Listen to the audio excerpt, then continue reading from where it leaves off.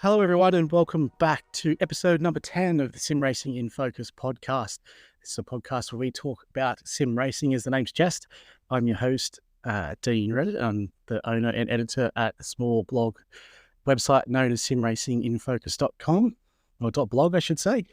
And we produce some articles or short stories on sim racing and also this podcast.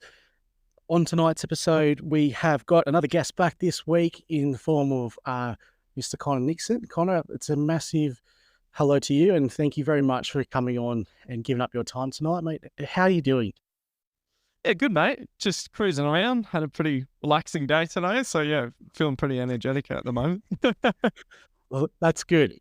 That's good. I'm glad you're nice and relaxed. It's we've had a bit of a back and forth trying to get this one organised, haven't we? There's some scheduling issues, so I'm glad it's all panned out. We've able to get you in today, and mate, we got you on. We want to talk a little bit about how I guess your iRacing career's been sort of on a fast track over the last 6 to 12 months in particular, where you know, certainly in the V8 Supercar, you've, in my eyes, come a long way, and you're now racing up in Logitech G Pro Invitational Series and also V8 Scops. So a couple of series that we've been looking into, and your name's certainly come up in a few episodes already this year. So it's going to be the first time we've really got a driver's point of view on how the qualification series and things have worked in regards to those leagues. So certainly exciting to get you on and talk through that. But really, let's just start with a bit of a general question, and that is, how did you get to be into iRacing? And tell us a little bit about Connor Nixon, yourself, and yeah, I guess your sim racing journey so far. So thanks, Dean, for having me on, by the way. I should mention that. Yeah, it was a bit of a weird one. I did wheelchair basketball for probably 7 years or 8 years when I was really young, and I finally gave it up after getting second in Australia. I've still got the medals in my bedroom and everything, and yeah, I ended up giving it up just because of epilepsy played into the role. Had to kind of give it up, which was pretty annoying at the time. And I was like, okay, what kind of sport or something I can get into? And yeah, I think it was 2018, 2019. I couldn't really go to school because of the epilepsy. I was having way too many seizures. I think I only went to 2 days out of 1 year of school. So I ended up getting into sim racing on an Xbox controller on Project Cars 2 on an Xbox. So I ended up doing that for a while. And that was kind of the starting of it. Then I was driving around, kicking around, and doing some leagues. And I got my first steering wheel for $25. I ended up trading in a lot of Xbox games, a controller, God knows what else. But I ended up trading in a lot of things. So I got a wheel and pedals for $25. At the time, I had a seizure for 3.5 hours. So I ended up couldn't use my feet at that point, which was annoying. So I had 2 little buttons on the actual rim. So I used 2 buttons for brake and throttle. And wow. I ended up having the second fastest time on Xbox with the Supercar at Bathurst. So was that Forza, or what was the Supercar in again on Xbox? Project Cars 2. Oh, it was too. Sorry. Yeah. Yep. So yeah, that was kind of the starting of sim racing for me. That's there's a lot to unpack just there in that journey itself. You know, where you've sort of originated. So, okay, so it was just really I guess an interest in gaming and stuff that got you in there. There was no real at this point in time. Was like there any YouTubers on your watch list or anything that were giving you any indication that this might end up with you being in iRacing? I was watching Slap Train at the time. I actually know exactly who you're talking about. Yeah. I had a similar. I know. I liked his videos. I don't watch them much anymore, but I did remember going through a big Slap Train period there. Oh man, I watched every video, and I don't know. That was about it. So I was big into my drifting back then. So I did Forza as well. Yep. With that wheel, which was, I think the rotation was only 360, and it didn't have any force feedback on it. I forgot to mention that too with that wheel. It was an absolute, I don't even know what words to use for that wheel. I think I've still got it actually. It's hiding in my bedroom somewhere. Yep.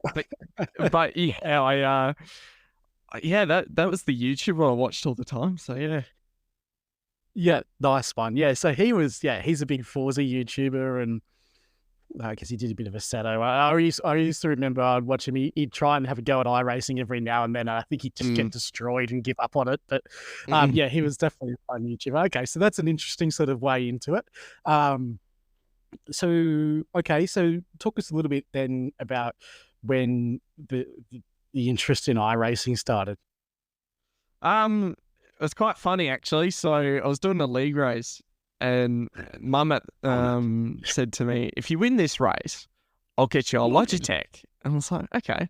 This is back on the Xbox and Project Cars, and she was like, "All right, if you win this race, you can get a wheel." I was like, "Yeah, cool." You know, I always wanted a Logitech. You know, at the time, I was what was I? You were unsuspecting. 15, yeah, I think I was 15, 16 at the time, and I ended up winning that race. So I won the race, went down to JV Hi-Fi, started on the Logitech, and then about 5 months later, Christmas rolled around, and I got a computer for my birthday, and that first day I loaded up iRacing on the 28th of 2020. I ended up loading up iRacing. Couldn't do iRacing that day.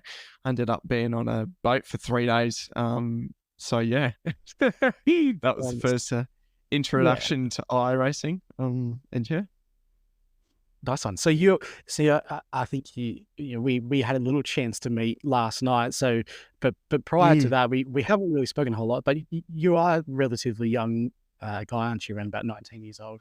Yeah, correct. Yeah, I'm only 19, which is super young. It's too young for me. I just dropped something if that went through. But I'm 19, which is I mean, surprised I'm still here, to be honest.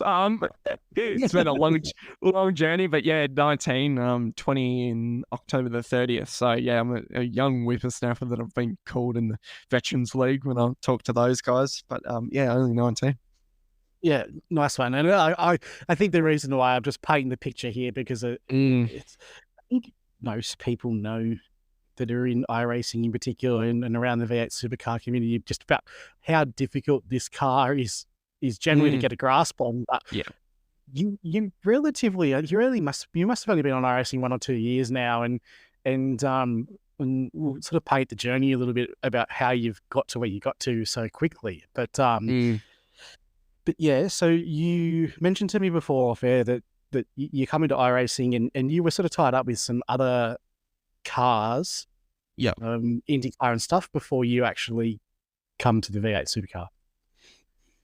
Yeah, so God, that was a journey and a half. So so I started in iRacing, and I'll go right back. I'm really gonna have to think here, but I started iRacing. And yeah, I was interested in the V8. I actually bought the V8. Then did Detroit in the V8. Crashed about 1 million times. I got passed by every human on the track. So I ventured around iRacing, and I found the IndyCar about 6 months in. And yeah, I started with the IndyCar, and at the time I was a team called 19. This was about a year in. And yeah, I got taught by Mr. Scotty Rankin himself. We go way back. And he taught me how to drive the IndyCar with Pete Baxter. And yeah, that's what kind of kicked it off, getting into the serious stuff. I ended up going into the American route. I think my best finish was 5th. And I think my best finish was P1 Indianapolis in Australia. So I think I was the second fastest on a road course in the IndyCar at the time. So yeah, that was 2022 it would have been. Imagine you're probably teaching Scotty Rankin how to drive now. Oh, yeah. It's funny. To this day, I've jumped 2 years to now. Yeah. I was doing a NASCAR league, and I was versing Dyson, and he jumped in the chat after. And I'm pretty quick in the NASCAR when it comes to a road circuit. I did some setups for some other people. I'm sure we'll touch bases for that. But it was like, I don't think you're driving the car correctly. And I'm like, what do you mean, Scotty? Like, really? Are you serious right now? And he's like, no, watch how Dyson's driving. Watch how you're driving. And I'm like, no freaking way, And I was actually driving the car too hard, like a supercar, and I actually softened it up, and I was actually faster. And I was like, God damn it! So Scotty's still teaching me things to this day. And, he's a great human being. I haven't, we haven't been in massive contact since the IndyCar days, but we recently got in contact, and because obviously he commentates now, and I race in the Australian stuff. He's practically just become the voice of Australian iRacing, but I think so now. He gives a lot, doesn't he? Like, I can't, I've always maintained through this whole thing. I love listening to podcasts. Like, I started this because I was frustrated that at the time there was no people really talking about the Australian scene, and then we sort of have now, 3 where the Locked On lads have come back, and Scotty certainly got his own one now. We all sort of kick back off at the same time, but Scotty's on every single one. Like, you just can't keep the guy away. Like, he loves it that much, and it's crazy, kind of Scotty's journey. Like, I met him way back when I was doing the IndyCar stuff. He was like, I feel like we're jumping ship to a different conversation, but it's gonna happen. That's the way to go. I might as well jump ship now. I mean, I feel like we'll get back there. We'll get back there. We'll do a full circle. But I actually saw an IndyCar race, and I finished up, and I went, I'm doing this commentary gig. I was like, oh yeah. And he said, oh, do you want to come commentate? And I was like, sure, why not? And I started doing commentary, which that's turned into a absolute crazy thing I've ended up doing, which I'm sure you'll come back with questions about that. You definitely will. But Scotty's probably one of the biggest reasons I'm kind of here, which I think is quite funny. A lot of people wouldn't know, but I think Scotty's probably the biggest reason I'm, got into the V8s and IndyCar and everything, even commentary. I think he's kind of the reasons, and and look, we got plenty of time, so it's anytime we find like, I'm always big on trying to give people like that are out there, or anyone that sort of influenced you, a bit of acknowledgement. Like, that's what it's all about. For sure. What love the bloke to death. He tries his absolute heart out, so it's important. But we will get back to you. So, obviously, big into the IndyCar, but then the IndyCar license disappears from iRacing. So, how did that sort of affect you at the time? At the time I was probably at the peak of my powers with the IndyCar. I was really getting adjusted to it. I was racing with Bryce Benning at the time, and I'd started getting into the American stuff, and I was really good at it with Scotty, and Scotty was teaching me how to do oval at the time. I was doing really well, and the oval started to click at Phoenix and Iowa and Milwaukee Mile. I think I still get that name wrong. Someone was correcting me the other day, so apologies there. But Milwaukee, that's the one. There we go. I knew I got it wrong. Milwaukee. I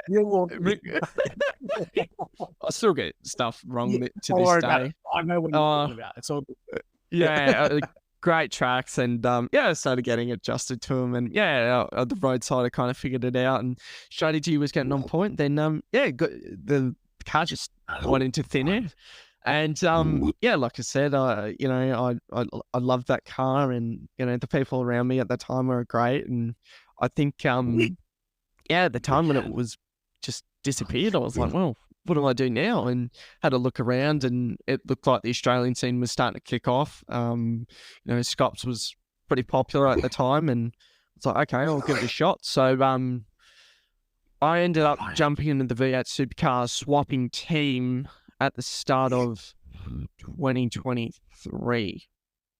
That was probably when I got into the V8 properly. My first round of Scops. Everything else was kind of just like I was starting to get in the V8, and little bits and pieces starting to learn on the way. But yeah, that was the main thing. I started in 2023 in Scops Split 2 at Canada. And yeah, it was probably one of the not my best races, but it was probably the race that I learnt the most. So yeah. Yeah. I've not to make this about me, but I've just started doing Scots for the first time this year. I've always been a bit of I've always been a bit of a battler, but in the background, but like just listening to you say, like, you come out straight into the V8 Supercar into Split 2. How at this, give us an idea the comparison between round 1 last year and the round 1 this year for V8 Scots. Was the qualification similar, or was it? Yeah, it was a lot different this year compared to last year. So, like, last year was an absolute wobbler, as everyone. I mean, people still call me a wobbler to this day with other stuff, but the wobbler. I started out, and yeah, it was so different. I think I qualified just in the top 80, and back then it was top 40 in Split 1 and top 40 in Split 2. And yeah, at that time I was racing with Racecraft. It was a Racecraft affiliated, and yeah, I was in 9.5, just Racecraft all over the car, and yeah, it was interesting times. I was pretty much a private agent, and yeah, I was just running around, and yeah, that race 1, I ended up smashing right into the back of one of the people that I actually became teammates with, which was Oliver Pattinson. He didn't go anywhere. He didn't even click first gear, and I just went straight into the back of him and ended up finishing like 37th, I think it was. The old V8 supercar start. Oh, don't even get me started. Don't even get me started with those. But it's a good point. So you just fresh into the supercar in the start of 2023. All right, well, that brings us really into this time period that we want to sort of draw down on with you. So, like, we talked about this really rapid sort of progression. Obviously, you spent that season. You did a full season of Scops, didn't you? Like, you were in there right till the end. And had you progressed up into Split 1 by the time the sort of end of the season or second half of the season rolled around? Yeah, so I'll put a little note in this as well. So before Split, I forgot to mention this, but before Split 2 and Scops, I was actually doing Supercars NZ. And I actually learned a lot from that. And that was, I was versing people like Bruce Tannick and Dion DeGraaf. And I kind of turned around and went, let's start with Scops.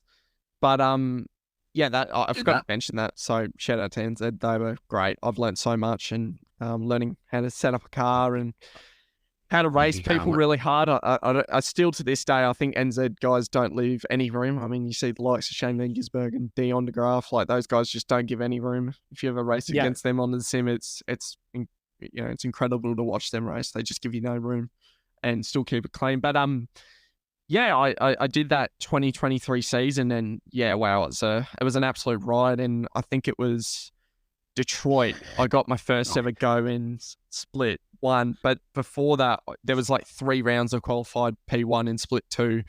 Oh wow! So that's a miracle in itself that you could land in that spot.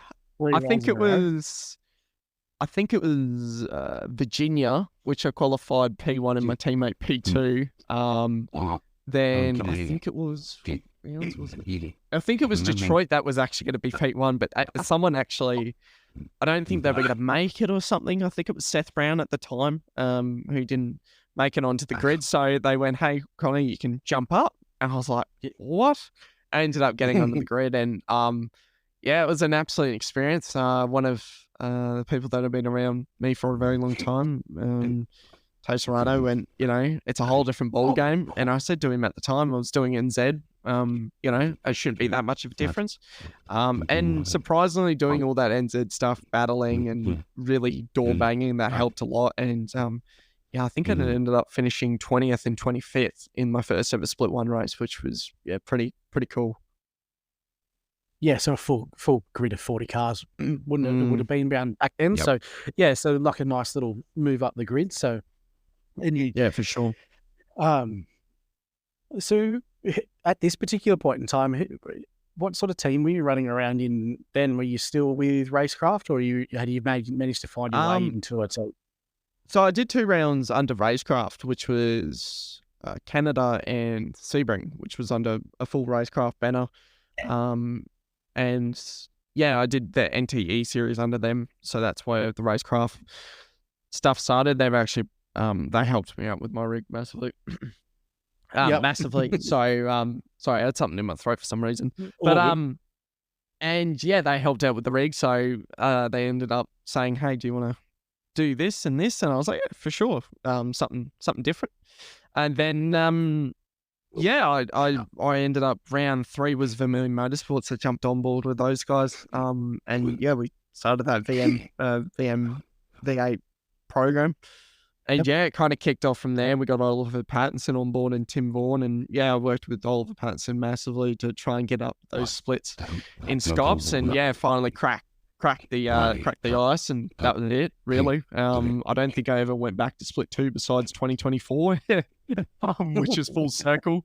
But yeah, I ended up doing a really good first round in split 1 of the first round. We ended up getting like 15th or 14th. So yeah.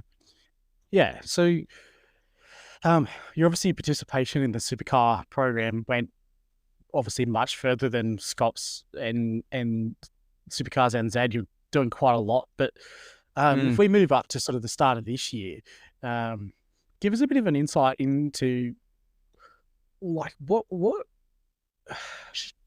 how do we know that we look at where you are now, and you're running in the Logitech G Pro Invitational, you're running in Scops, and I'm sure there's many others, but let's just refer to these 2 as the major 2. Obviously a lot of time and effort and commitment's gone into being able to get up into these leagues. Can you give us paint a picture of maybe, thinking about the back end of last year, the start of this year, how much racing were you doing? And do you sort of attribute that gain in speed to doing a lot of racing, or were you finding yourself concentrating more on setups or more designated practice time, data? We've sort of had a few different people on that have had different approaches to it, but it's just sort of interested to find out yours. Yeah, so I think the team at the time was really, we really wanted to get to that top step. And yeah, we looked at data. It was a lot of laps, so because I think at Sandown last year, I think I did over 1,000 laps in 1 week. Which was not healthy, just to say the least. Then Bathurst was the same for the Enduros for Scops. So, yeah, for getting pace, it was talking to a lot of people like Madison Down, James Scott, being around in those environments and asking questions. I find you just ask question. We got a coaching session by Madison Down. And yeah, that taught us a lot of things, which was the back end of Scops in 2023. And yeah, that did a lot. Then coming into 2024, it was, I don't know. It was just a lot of focus into the V8. I really didn't race much else from the middle of 2023 going up to 2024. And now I'm kind of venturing out because there's been other opportunities. Yeah. So really, your focus, your racing focus went from multiple disciplines right into just channeling into the supercar at the back end of last year. And because we talk about, like, certainly from my point of view, and like I hadn't really had much of a chance to talk to you or meet you or whatever, but I certainly I like to think I've got a decent memory when it comes to this type of stuff. And I remember, like watching Scott's broadcasts and the such, and seeing you around constantly, which I mean that in a good way, just around the tops or featuring in a lot of the broadcasters. And and obviously with your involvement with Vermilion, like there's some stuff to touch on there, but obviously this was like a big goal that was being set by yourself and the team, that you wanted to try and target the supercar community in Australia. Would that be correct? Yeah, it was a big target at the moment. At the time, it was, that was the goal, and if we didn't hit it, just keep trying, really. And I got into Split 1, and at the time, at the end of 2023, we got Jacob O'Reilly on board, and I think that really helped. Like, we became both good mates, and we ended up just bouncing off each other from the end of 2023 to the start, and he was a massive help. Like, there'd be some weeks where I'd be a 10th faster, and he'd have to find a 10th or 2, and and so on and forth. We just kept going. Like, he'd be faster, and then I'd have to chase him, and it was always like that. And you make, when you're trying to get that goal, you push so hard to get it, and that's just the main focus. And obviously we had the qualifying start of the year with Logitech, and went from there. So let's move right into that, because that was so let's just refresh. You had was it three tracks where you had to go out, and 4 tracks, was it? We had to set it took us through the initial. I'm struggling. You'll know better than me, so we may as well get you to talk about it. That first, what are we going to call it? Pre-qualification, isn't it? That first step 1, it was this go out and try and lay down some. It was your fastest combined time from 4 tracks, wasn't it? So, that might have been like 2 tracks actually. I'm trying to go back now too. It was 2 tracks. It started. It feels like it's ages ago, doesn't it? But it actually started out before the qualification. It's been a big process. That's what I mean. So take us right back to that, because you're right. It was Phillip Island and Winton, wasn't it? And you had your fastest combined time. How much preparation goes into that? Because obviously, when you only got 2 tracks to go to, a lot of people would be putting a lot of time and resources into that, for sure, that particular session. And it was the top 40 or 24. I think it was, so it was 80 drivers. Then it was the pre-qual, which was Winton and Phillip Island, and only 40 could go in. And at the time, we were actually pretty confident in our abilities to get the top 40. And it was Winton and Phillip Island, and at the time we had a really good set for Phillip Island, but the Winton set, I don't even remember what we used. I think it was like a baseline set we made, then we made some tweaks, but it was like 60 degrees on track, and the humidity was absolute, it was so hot at Winton.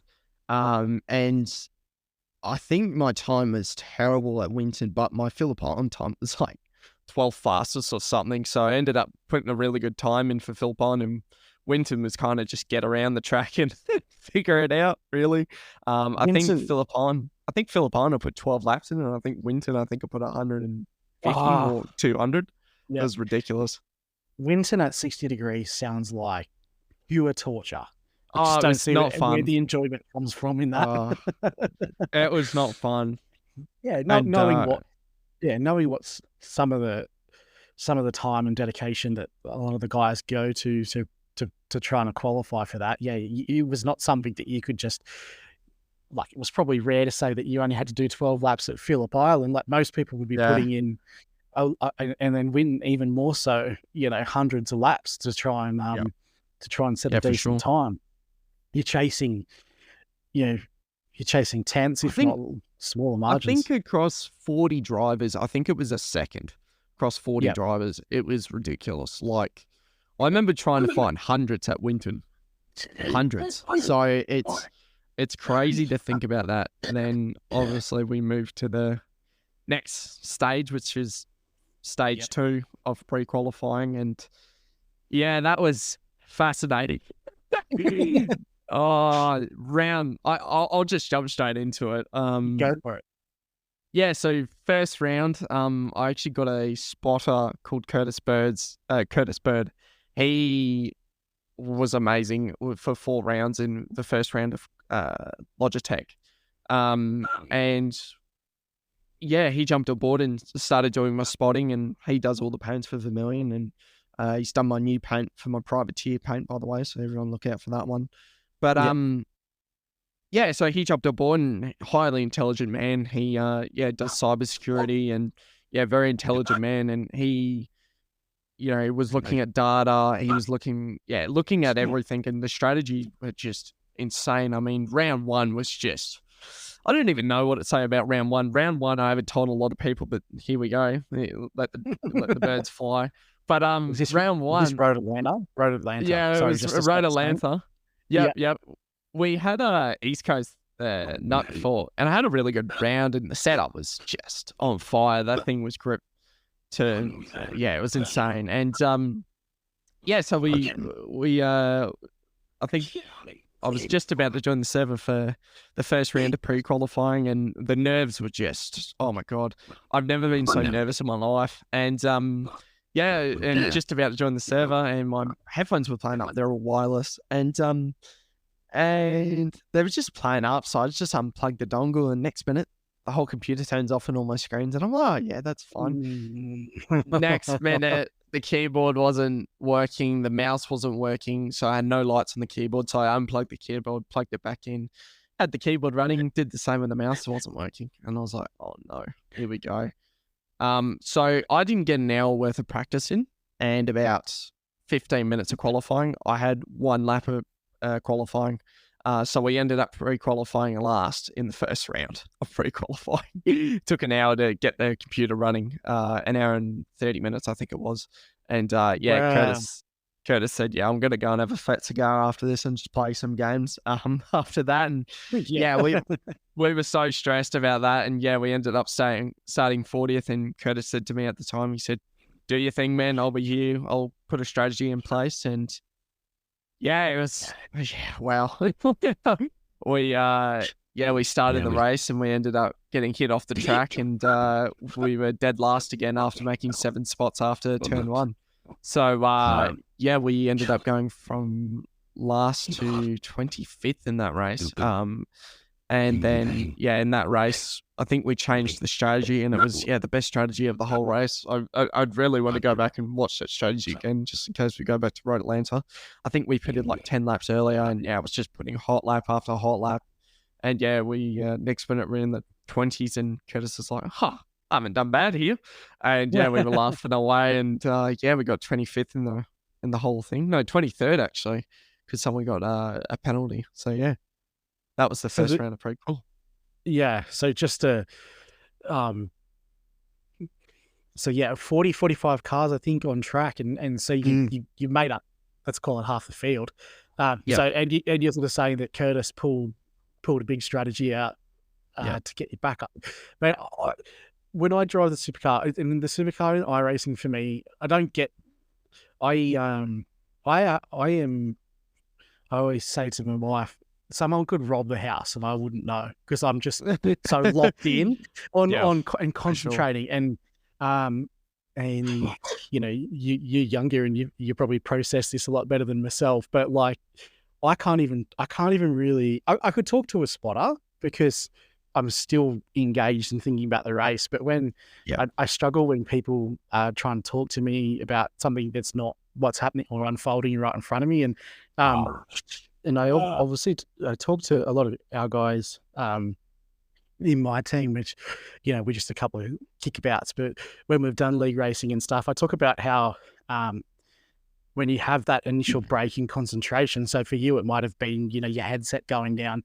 A lot of people find that they then can't get back to that level of concentration for another 20 to 25 minutes afterwards. But you've had the headphones malfunction, you've had the keyboard malfunction, you've had incidents on lap one, and it's just to then come all the way back and still finish in 23rd.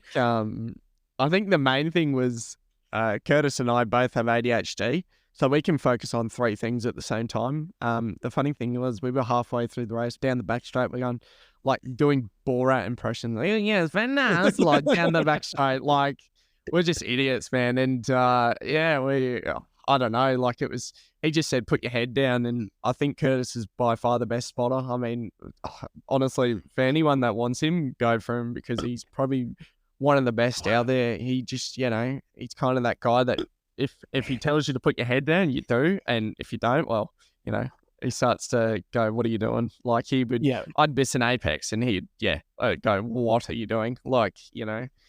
So I think that was the main thing. And just having ADHD, you can focus on three things at the same time and be annoying as well. Like, I did a race. I was going to say, a lot of people might have turned the computer off after the second or third technical failure and just said, you know what, it's not going to happen tonight. Yeah. Hour and 35 minutes we were playing around with it. So, yeah, it wasn't fun. And so, sorry, I did cut you off then. Were you going to say you were doing a race? I was going to say, I think I'm that bad where last week, and some of my American friends can, say this is, real. I've done 2 races last week where I'm in WA where, when the race starts around 6 o'clock, and my family are having dinner, my mum brings in food and I will be eating the food down the back straight, or, we did Coda, and down that long back straight, I'm eating food. Like, and then I won the race. Then at Auto Club, I had 3 of my NASCAR teammates in front of me, and I'm eating prawns, potato salad, and a piece of steak down the straights of Auto Club, and it's quite funny. So I was like weaving all the way down to the bottom, then coming back up, and one of the guys behind said to me, "What are you doing?" I was like, "Bro, I'm eating brisket." Surf and turf. Oh man, so I'm terrible, man. I talk a lot too when I race. So I can talk and race at the same time, and people probably think I'm, sitting at my desk having a yarn. No, I'm racing, probably the top 40 in Australia. So it's pretty cool.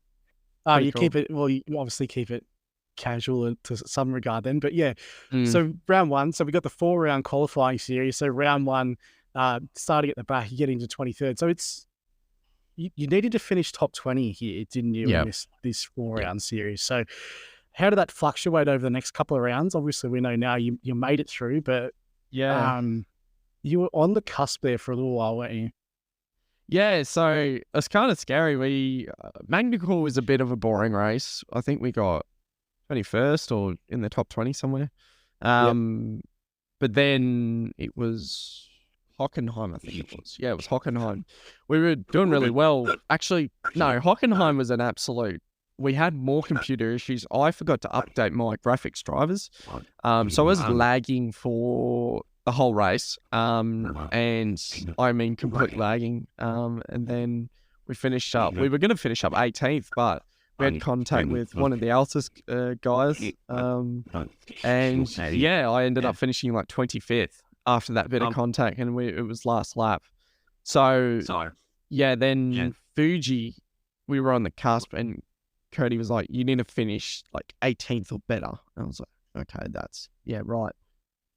And that was to be safe. And then we did qualifying, and my good mate, Ty Delaney, he started the qualifying, but he got in front of us at the last corner, and then we had contact at turn 1, and I got a 10-second penalty for the start of Fuji for the last round. And I'm like, oh no. So I ended up having to finish like in, I think it was like 12th in the last round. And and that Fuji round was insane. We I made a setup that was 15 Ks faster down the straight than anyone, and had more grip in the corners than anyone else. That was an absolute setup that I wish that would work on every track. Let's just say that. And yeah, we ended up making it in. And Curdy said he'd send me 2 cigars over, so I'm waiting for those. They're actually in a box on the way from New South Wales to WA now. So yeah.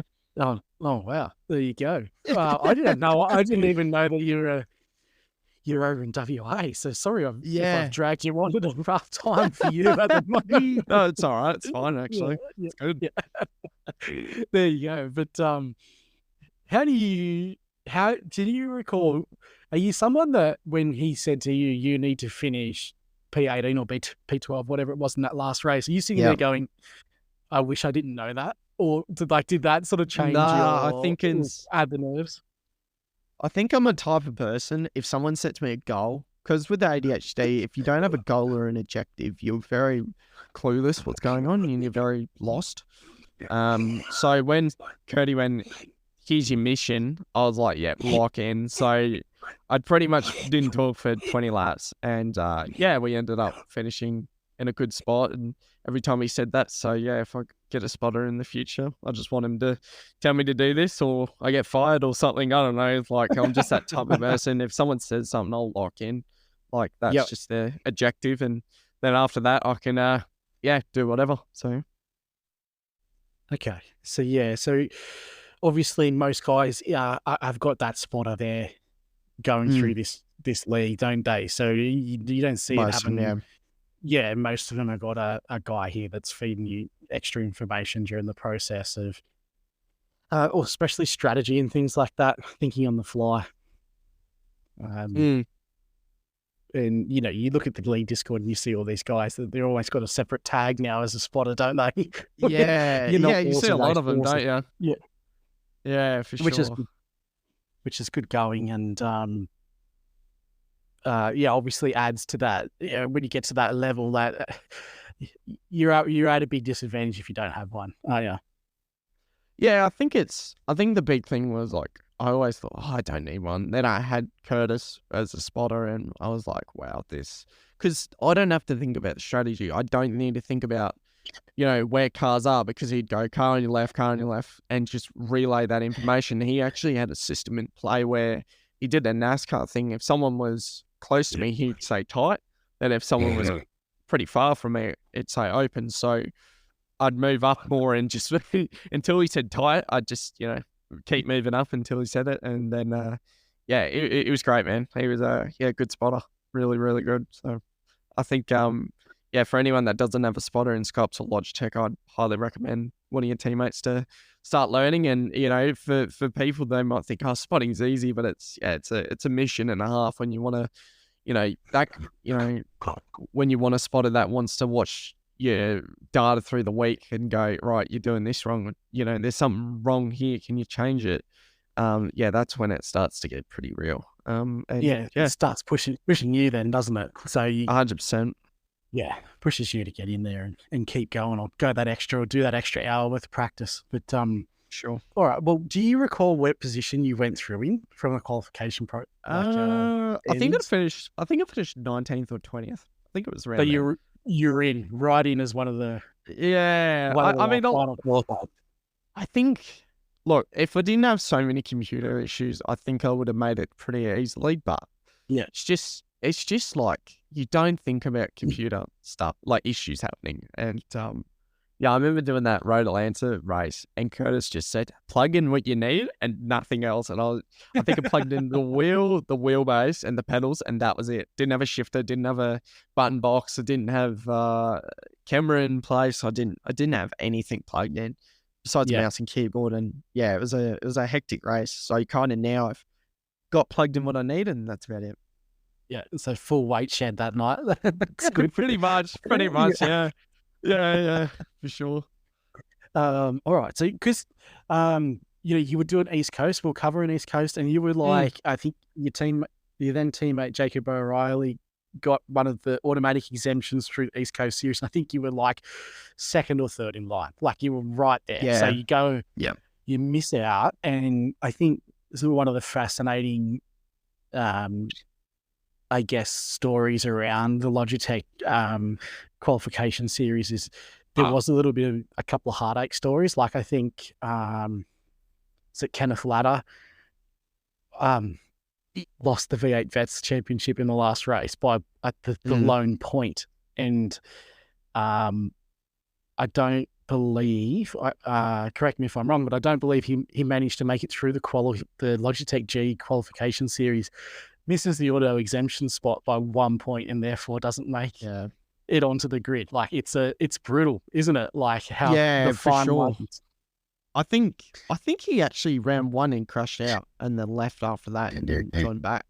But I think a lot of the guys in that top 40, like a lot of people would go, oh, they're not the main top 40, but like they're probably not even that far off myself or, Jacob O'Reilly, Bo Albert. Like, they're not far off. Like, it's probably a setup thing than anything. It's probably, that's all it is. A lot of these guys, if you're a Synergy, you've already got setups there, but like for a starting team, if you're trying to get into that stuff, like I remember we made 4 sets in 4 weeks or something stupid, and making like sets from scratch is not easy. I think the only one we didn't have to make from scratch was Road Atlanta, which we used a baseline I made, and we kind of stuck on that baseline those 4 rounds. I think I'd scrapped so many setups. I think I scrapped about 20 setups in that whole pre-qualifying season.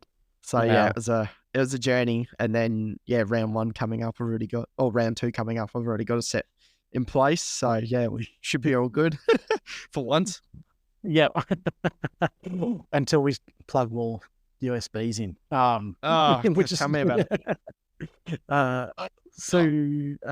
Okay, so that you got yourself there where you and the point I was making there, poor Kenneth misses out on the fine line, but you get in. You're the other side of the coin where you get in there. Narrowly missed out on the auto exemption, but you got in through the qualification process, and then you're in. Round 1 was at Sebring, and I haven't had a chance to get your thoughts on the Sebring race, but it certainly made for some interesting viewing, especially at the end there. So, you manage to avoid that incident? Yeah, we avoided it. Yeah, we. I'll tell this story, then I'll go into more depth. I remember. I guess everyone knows by now about that crash. I think there was 15,000 viewers that saw that. So. Yeah, I remember Curtis going, oh, there's something on the back straight. And I'm like, what do you mean? He's not, I think there's a crash because he hasn't looked at him. And next minute, Curtis is going, there's a crash on the main straight. I'm going to leave it up to you. And I'm like, what? Like, wow. And he's talking about a crash in front of me. And I'm like, that doesn't seem right. Next minute, I come around the corner. I've got Andrew Gilliam in front of me. And there's just cars flying everywhere. There's a Lobs car on his roof. Like, TTR just smoking like a chimney, and then I'm like, oh no. So I just followed Andrew Gilliam through. I split like 2 SSR cars and somehow made it through. And we ended up finishing 23rd or 22nd in that race. So it was pretty cool. But it was one hell of a race, and had a good drag line or drag race down the back straight on last lap with Scott Gamble, which was quite eventful. And how would you race it have gone to that point? Like, when you got into this, did you just go, wow, this is beyond any level that I've ever been at, like with this field and strength of field? I think I've been in American stuff where I think, wow, this is just another level.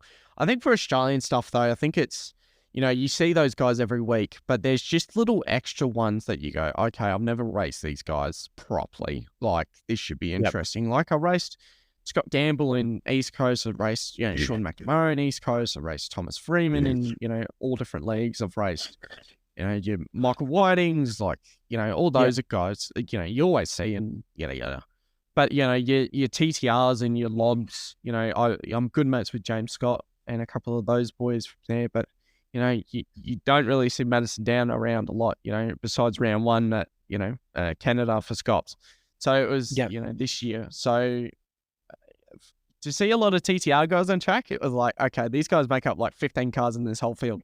So it was like, a different experience for sure. But the nerves kind of go out after you hit lap 1 and yeah, the main goal was just to get up through the grid and go for it, really. It's kind of amazing and almost just a little bit frustrating that, you don't see the TTR guys a whole lot in the officials anymore or around any other league. And then all of a sudden they just almost take over a league. Like, they just flicked the switch and got back into the car and now they're sort of dominating again. But, interesting. Yeah. I'm sure most people listening in will have had a chance to see I think it was an incident with about, 10 to go or 8 to go or something like that. I think it was 5. I think it was 4 laps to go. Or something really. 2 separate incidents, wasn't there? There was the engine failure, which caused the first safety car in the field to sort of bunch up. And then when it went you got a better again, memory. It's coming back to me as we talk through it. Fair enough. I think it was when we went green for the last time. It was a 1-lap dash, and we were one of those cars that went really late on the pit stop. So we had really good tyres, and I had Thomas Freeman in front of me and Scott Gamble in front of me, and I think I had Andrew Gilliam behind me, and all these big guys were around me, that are really well, respected around in the community. And Curtis went, "Just go for it, mate. Just see what happens." And I was like, "Yep, roger that." So. Yeah, the tyres were pretty fresh, and I'm just door banging Andrew Gilliam, and Scott Gamble is drag racing to the end, and he's bumping me. Last corner, I was legit touching his side of his car, just hitting it every 5 seconds, just like trying to get him a little bit down on power. But yeah, he got me at the line by I think 2 centimeters or something stupid. So yeah, it was. Wow. It was a really good race. It was I feel bad for all those Lobs guys though.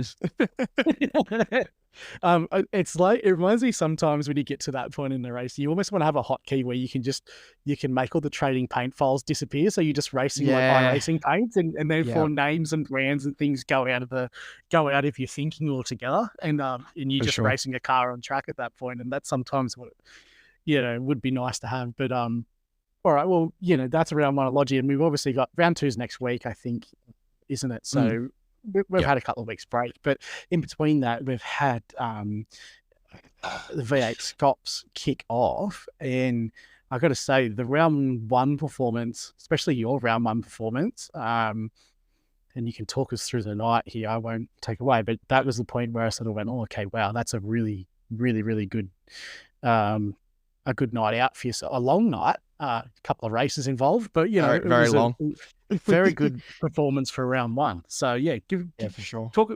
Give us your recollection of that round. First round of Scops. It was good to be back at that track for round 1. We actually started in split 2. I think we started in 5th. I think it was. Yeah, it was 5th. Yep. And and we started in 5th, and somehow got I think it was P3 because Blake Delaney walked away with it. And I had Jacob O'Reilly spotting me because Curtis was not free that night. And he said, right, I'm going to underfuel you in the pit stop. And I was battling with Jamie Dyke that whole race. And seriously, he's been around for a long time and, done some pretty amazing things. And, he's just come back into it. And he didn't miss a beat. And, Jake's went, all right, I'm going to underfuel you by 2 litres. And I picked the wrong setup. Like, the thing was loose it was loose. Let's just say that. It was the wrong setup. Anyway, so I got a P3 in the race, and I basically had to fuel save for the last 10 laps because I've been underfueled, but I was in front of Jamie Dyke, and he ended up getting around me for the last 2 laps, I think it was. He did a good move. Where was it? I think it was hairpin or something. And I got to P3, then moved up to split 1, and then next minute I've qualified in, I think it was 15th or 16th. It was a pretty cool performance for qualifying. I think I was following around Kurt Stenberg, and I actually picked the right setup for once for qualifying, and I ended up getting 15th, and Kurt pulled me around, and it was a perfect tow because he was really close at the straights. And he was pretty far around the corners because I think he started the lap at about 1.5 in front of me. And by the end, I think he was only 0.2 in front of me. So I got an amazing tow for the lap.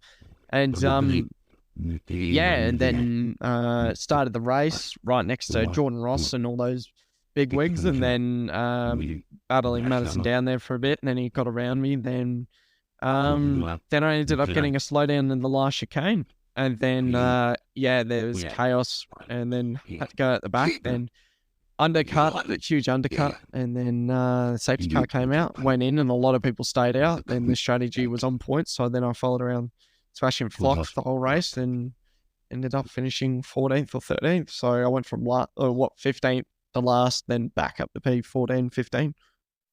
So yeah, a big evening, but it's a strong one. And what happens with the points when with that type of, do you know, like, do you earn points from both races, or do you just take your best result or not? I think it's just the best result. I think it is. Yeah. I think that's how they do it, because if you're in split 1, you got to get more points than split 2 anyway. But I didn't do Phillip Island because we had Logitech. Then we went into Phillip Island. But there was just a lot of people prepping that race a week before for Phillip Island, and we were prepping for Sebring. So I ended up not doing the round. I was like, I don't really want to do it because I've just had no prep. So I ended up not doing it. But Watkins Glen I might come back for. Who knows? Yep. Yeah, I'm looking forward to. I'm going to have another lob at Watkins. It's been the only league that I've got going at the moment, but I haven't made the grid either night in the round. So, but that's, look, you got to put in the prep for these things, and it's, sure. Certainly not, I've not been putting in enough, but, so that's, that covers off, the start of the Scop season. So, like we said, these two leagues are really the pinnacle for the supercars. I'm sure everyone's aware in Australia, and you've made your way up there pretty handsomely into that sort of, certainly top 40, like with the Logitech, the way that series is structured. So you've had some really good success there in the last 12 months with the V8 Supercar.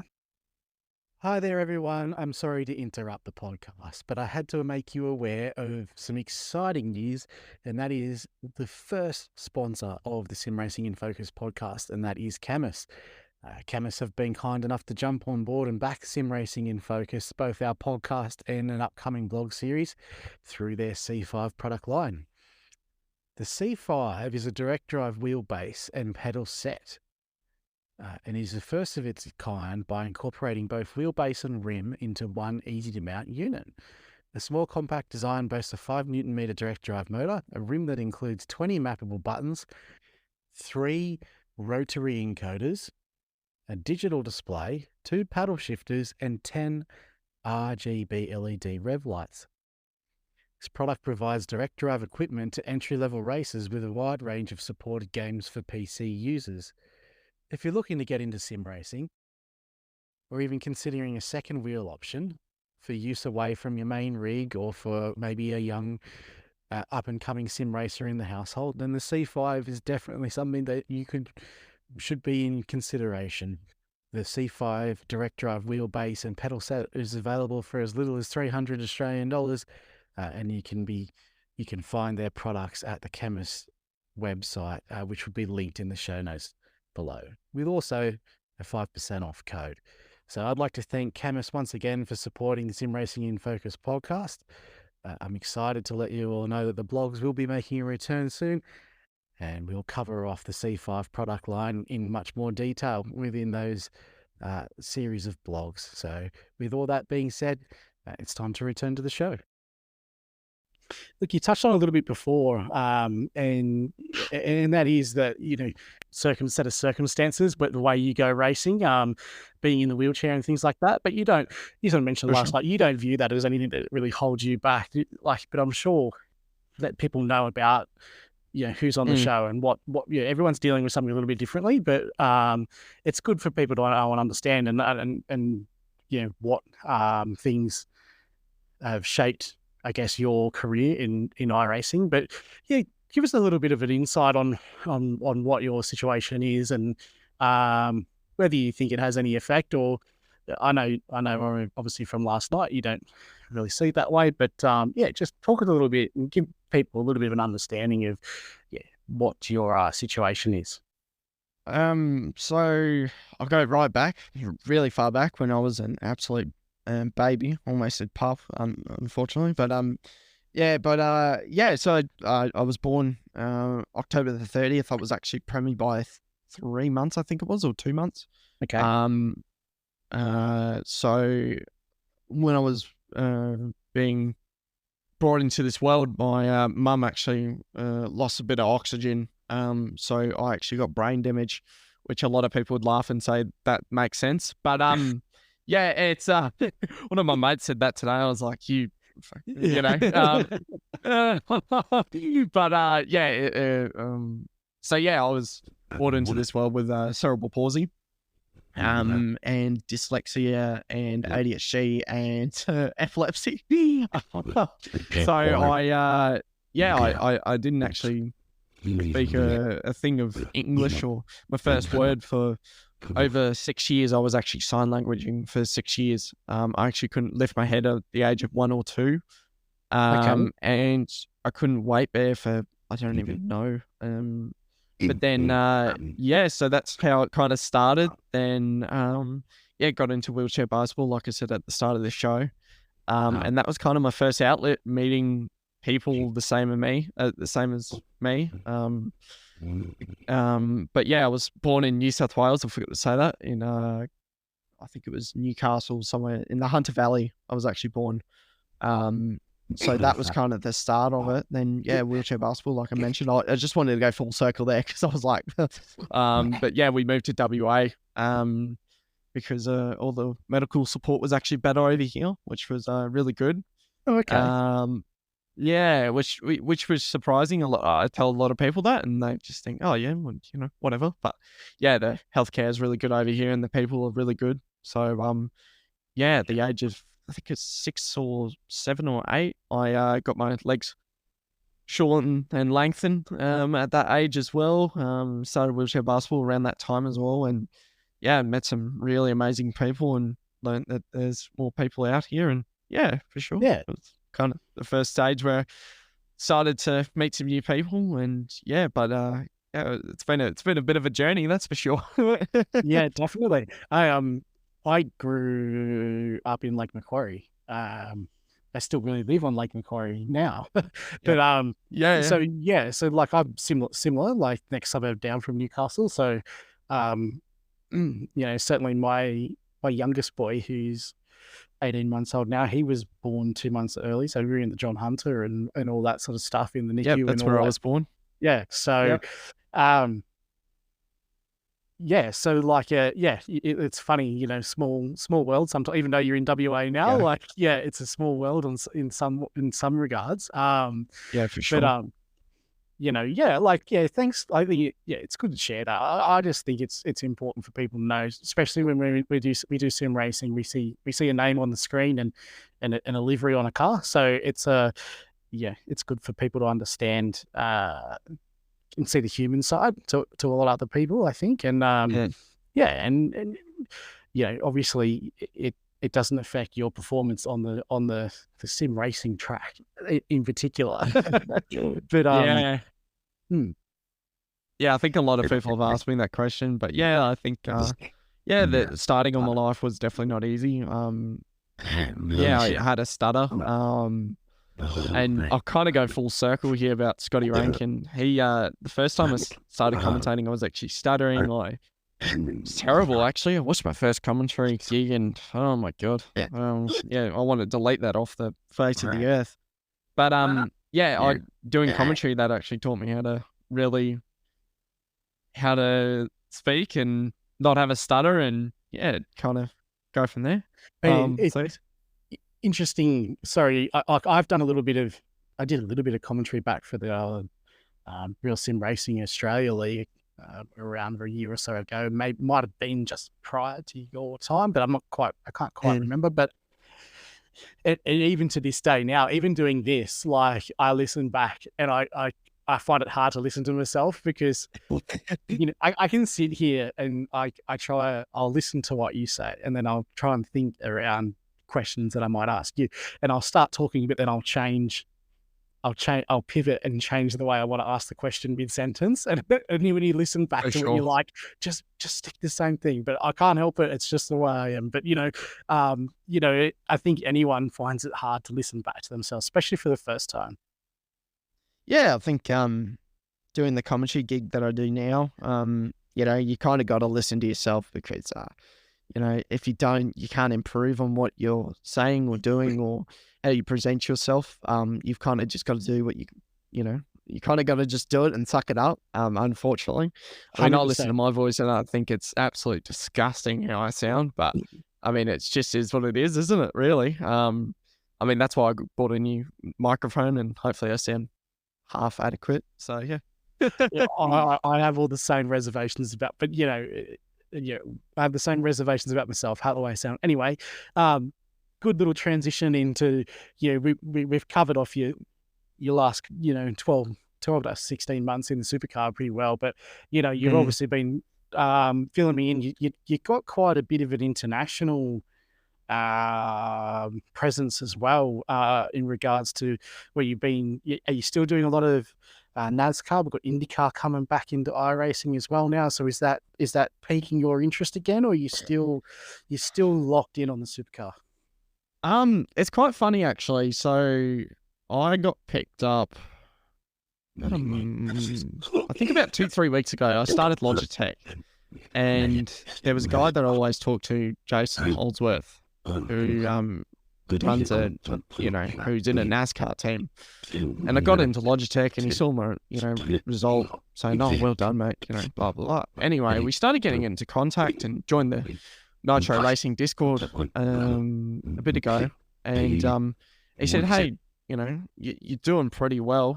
This is after about a week or so. This is not instant.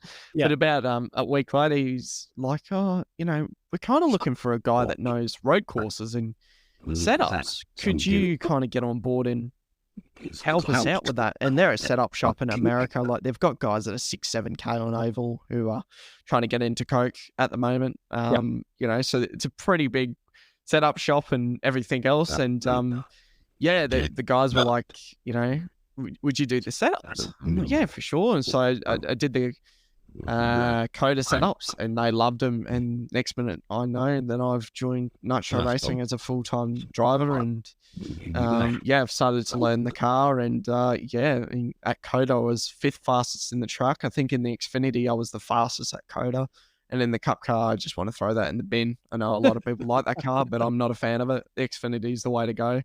But I ended up just getting really to know the guys, and they bring me on board for ovals. So I'm starting to get into American stuff. I'm actually going to be joining a league in about 2 months, which has pretty big prize money in it. So at the moment, look, I'm loving the oval and I love the American side of it. I think it's very raw. Like, people don't bat around the bush. Like, Americans have a whole different look to racing in general compared to over here. Over here, it's very like, I don't know. I don't really want to say anything, but I mean, it's a whole different outlook to racing. Like, you could spin someone, right? Here's an example. You could spin someone one week and not really say something, and your enemies with that driver, right? Yeah.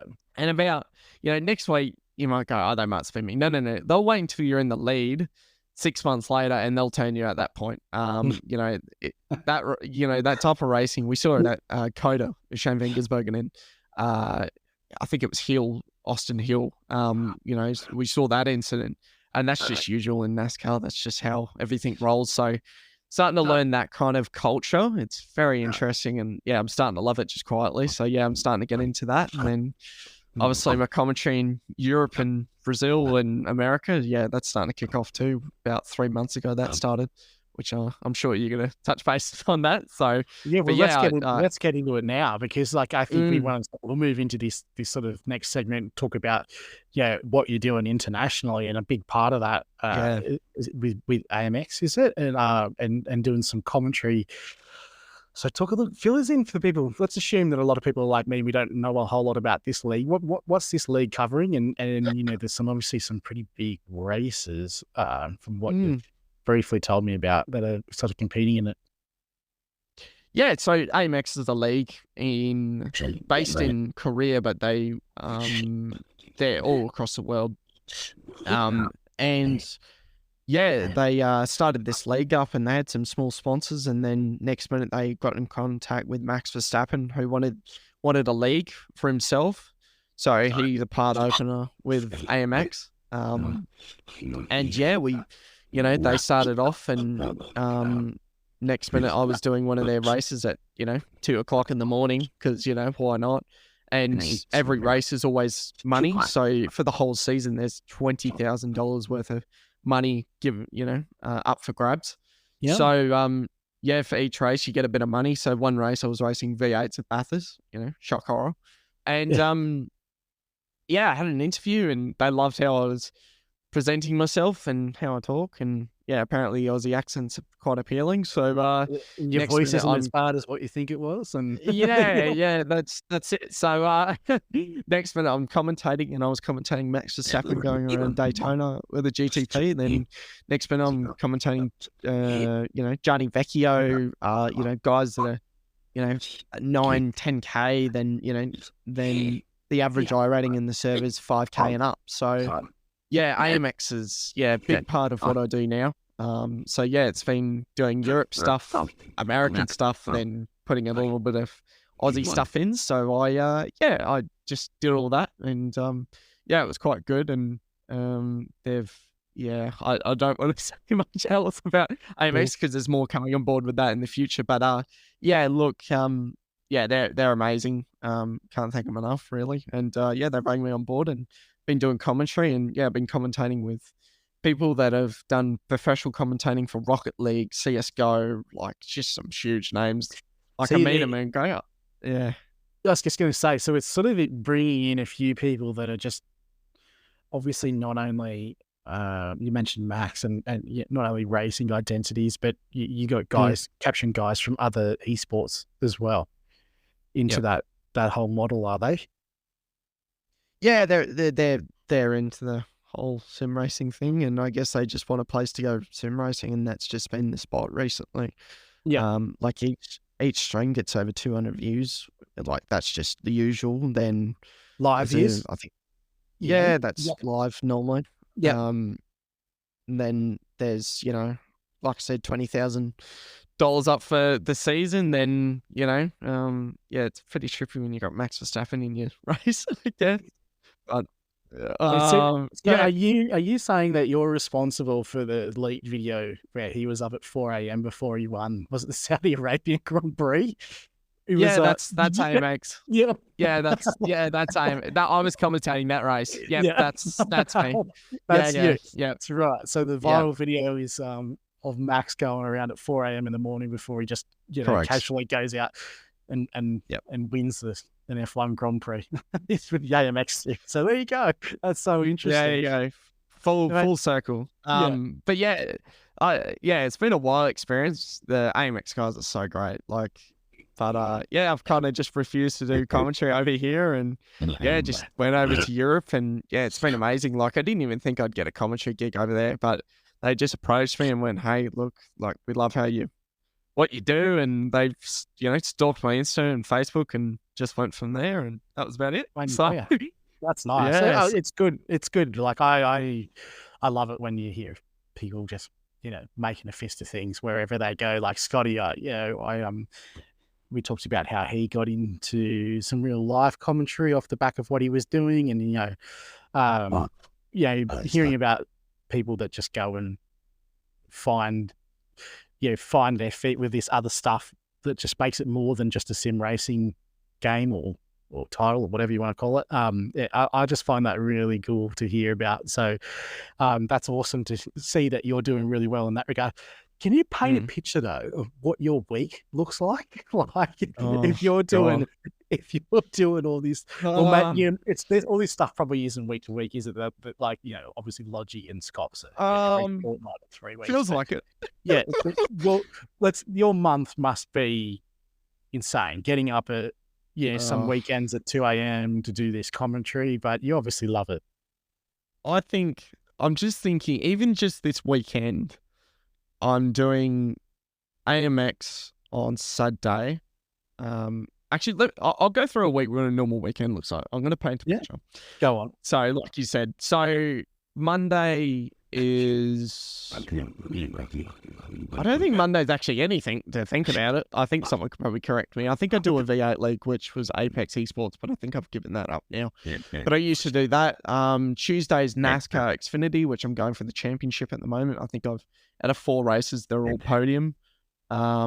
And then Wednesday's nothing. Thursday's, I was actually going to go and do a NASCAR commentary, but I've got something on a Thursday. A Friday is Friday's kind of a chill out day, really. I've kind of just kept that a bit. Oh no, Friday's actually not that. That's a NASCAR league on a Friday. Then Saturday night is kind of like a gaming night. I've kind of just introduced that into my schedule.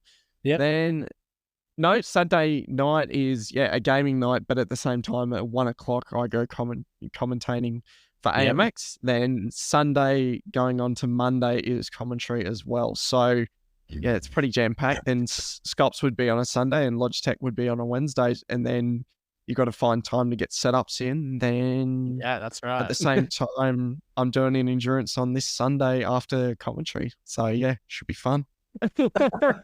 So yeah, your week goes really hectic when you have a Logi event on or a Scops event on, and it's crazy. Yeah, so that's pretty helter skelter though. It's a big, but like obviously, all this is going on separate to what we get to see here in Australia with your V8 Supercar races. So it's a busy schedule for you.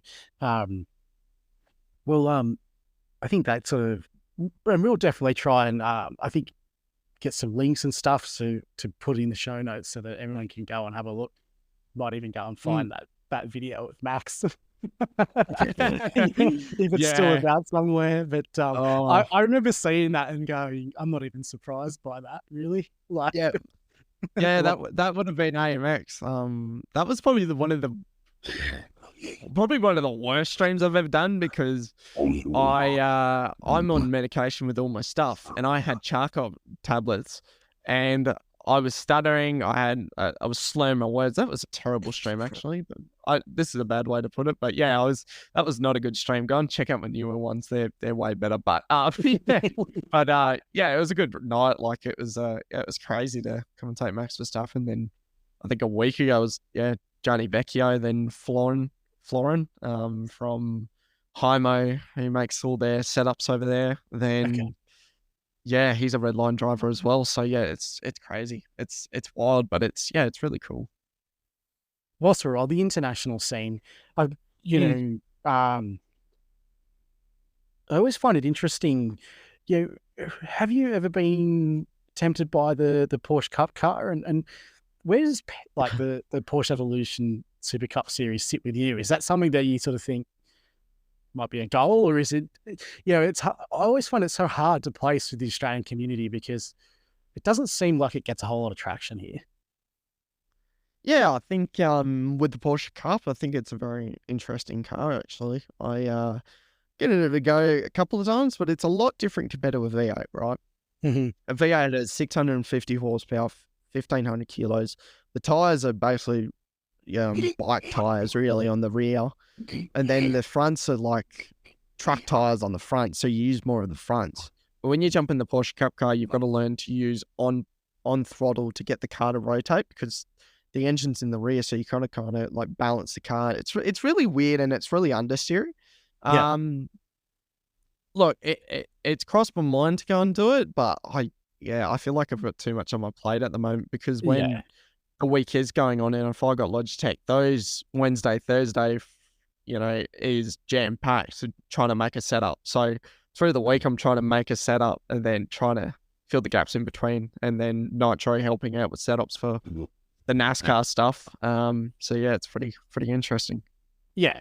And what about the product itself? Like, do you follow the league? Like, even from a fan's point of view, because that's where you try to. I think about it like it's sort of iRacing's Pinnacle Road Series, but I don't know. Like you might know more, being closely connected to the racing community, how people see it, whether they follow along with it and or whatnot. But yeah, just curious to know. I don't really know, to be honest. I think I look, like, I've got connections in the community and it's good, but like some people love that car, like really love that car, because in Europe it's all about GT3 and prototypes. So when they do go to that Porsche Cup where it's a bit looser, they really enjoy it. But yeah, I think, I mean, I've watched the races and I love following your Cooper Webster, your Jordan Caruso. Like, I really love enjoying supporting those guys, because at the end of the day, they're Australian guys. But I know from like Job Stewart, he really enjoys that car. So yeah, I think it's how much you enjoy the car, and if you can drive it for a full week for 1,000 laps and not get annoyed of it. I think that's where like you've really got to think, because I've loved my NASCAR and my supercar. That's what I really enjoy. But I really love dancing the car under brakes. That's my kind of thing. Like, I should send you one of my setup stands so you can feel what I'm kind of driving half of the time. I feel like you're dancing on a needle most of the time. Yeah. But yeah, that's just how I drive. And I think having a lot of grip like the Porsche Cup and having understeer is not really in my toolbox, really. It's all about, I use most of the brakes in the front tire to get the car to turn. Like with the NASCAR, I heel toe, which a lot of people would go, how does that even work? Don't ask me. I did heel toe a while ago and somehow it's stuck for the NASCAR. But for the supercar, it's all left foot brakes. So when I heel toe, I actually found a method where Scotty Rankin saw my method and went, I think you just found a new method in NASCAR. And I went, oh, righto. So I'll keep that under wraps. But yeah, it's, I think, I don't know. I think NASCAR and supercar is kind of my way. But at the moment, GT3 is on the cards at the moment. There's a certain couple of individuals that are trying to pull me into a team, and they want to do the European stuff. So I don't know, maybe I should be a bit of a Matt Campbell and go to Europe and do some GT3s. I don't know. We'll see what happens. Yeah, it's so hard. I find it so hard sometimes to just stay on one car, or it is. Some people are a little bit more naturally gifted. Let's put it that way, with being able to swap between disciplines. But that's not me. But yes, there's so many different avenues now that you can go down. But definitely you could see getting into GT3 as well. But so like, I guess let's wrap it up tonight. Well, you mentioned there you're trying to be lured into some other teams. Obviously there's been a bit of a shift in the old team environment the last couple of weeks here in Australia, but and you're currently a bit of a free agent at the moment. So what are your plans? So talk about, I guess, a little bit about don't have to go into great detail, just a little bit about what sort of transpired in the last couple of weeks, and then what you're looking towards doing, whether you're privateering or potentially putting yourself back out on the market now, because obviously as a driver that's in the Logitech series, in a could be in a Scots field relatively easily, is going to have some appeal to teams out there. So just give us a bit of an idea about what sort of transpired for you the last couple of weeks. Yeah, so the last week or two, it's been a pretty interesting change. A lot has changed for sure, especially teams and environments and people, and it's been pretty interesting to say the least. I ended up splitting with Vermillion Motorsports, which was about a year and a half. We ended up splitting because of reasons. Some people do know the reasons, but I'll keep that under wraps for everyone involved. We went separate ways, and look, I didn't want it to happen at the end of the day, but it is what it is. I've got Nitro on board for my NASCAR. Right now I'm a bit of a private agent, as I like to call it. Right now I'm running as that, and right now I've got, 3 sponsors at the moment, and I've got about another 2 coming on board in the future, which is AMX. On the side of the car, I've got Bird Designs, and then I've got Soul Products on the side as well. So, it's been quite interesting. I've had a lot of teams back and forth. I'm not going to mention those either because I'm sure they wouldn't like to be mentioned. We'll have to wait and see on that front, won't we? Yeah, for sure. I think it's just seeing what the options are, because for teams, it's interesting because I've got so much going on.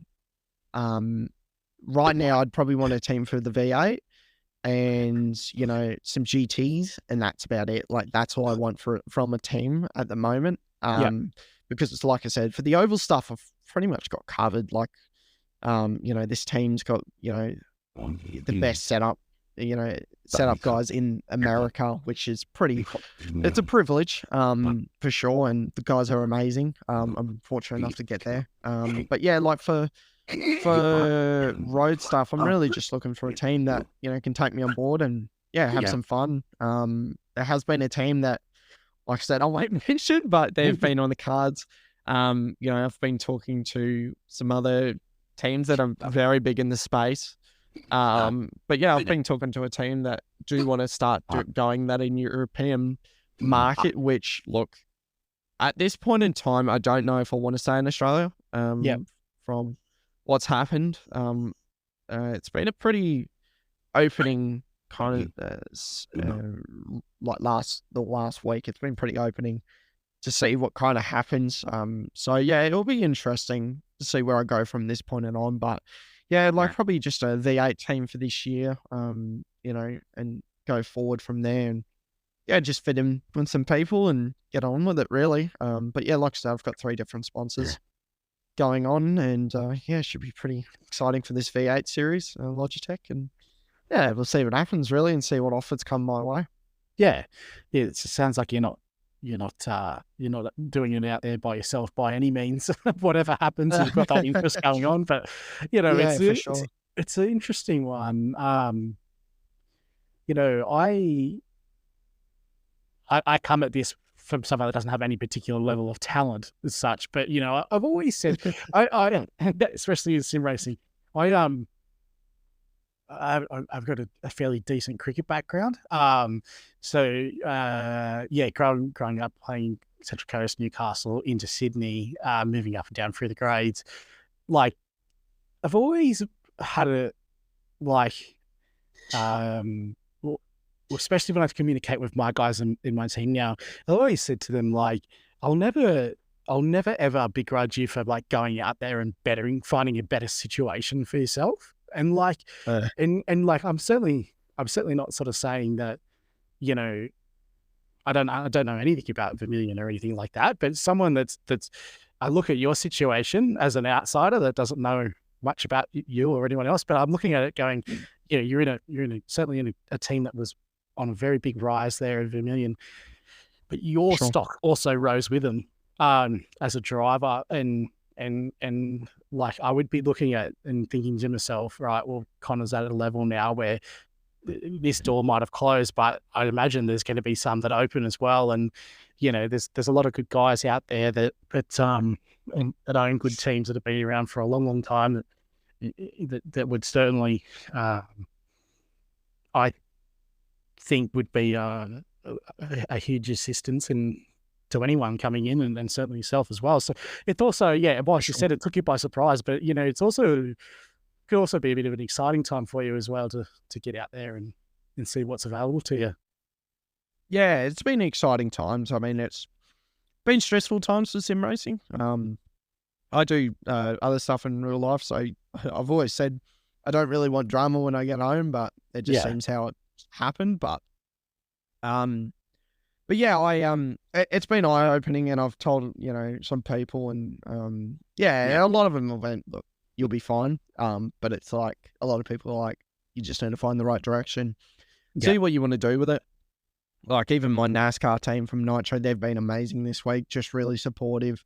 And they're like, hey, look, if you want to come do full American, we've got your back, come over, just do with us.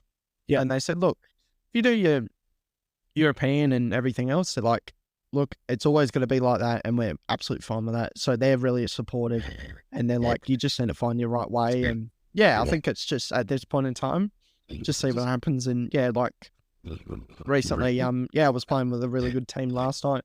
Like we were just playing PUBG and chewing the fat. So yeah, it was really good. And then I was doing a V8 race with Ty Delaney. So yeah, it's been really good. Like a lot of people have came out of the shadows and just been really supportive and been really good. And yeah, it's been good. Like I think, look, from the whole situation, it's been kind of crap, but it's there's been some really cool people to meet over this time as well.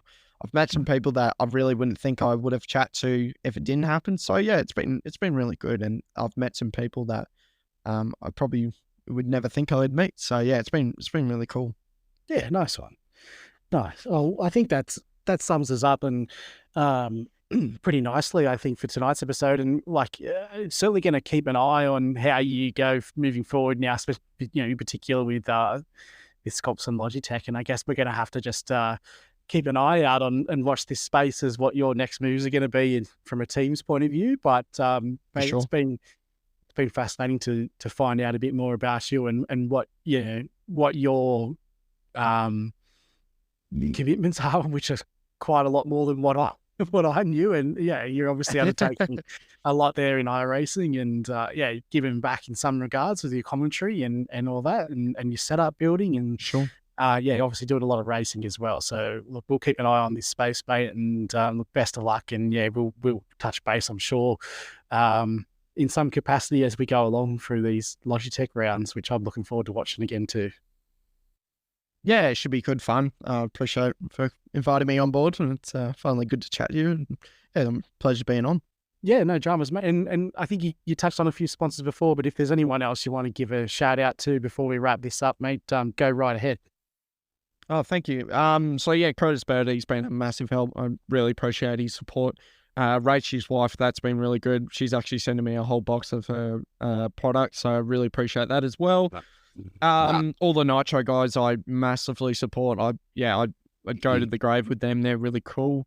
I've met some really amazing Americans, Australians. I've met a lot of amazing people. AMX, obviously, they've, with the commentary and bringing me on board about 3 months ago, that was really cool. Thanks to Scotty Rankin. Thanks to Bryce Meddings as well. He's been really cool. I had a massive chat with him. And James Scott, Tom Freya, and then a couple of boys from the ERT bus as well. They've been really cool as well. And Ty Delaney, he's been, he was kind of cool about it as well. He wanted some coaching, and he was came on board and coached him around, and apparently he's found a lot of time and did official yesterday. Gave him a setup, and he was only a second behind me. So shout out to Ty, and hopefully good things come from him as well. Yeah, another one of the young brigade coming through. What Tyres must be 14, 15. So he's another one.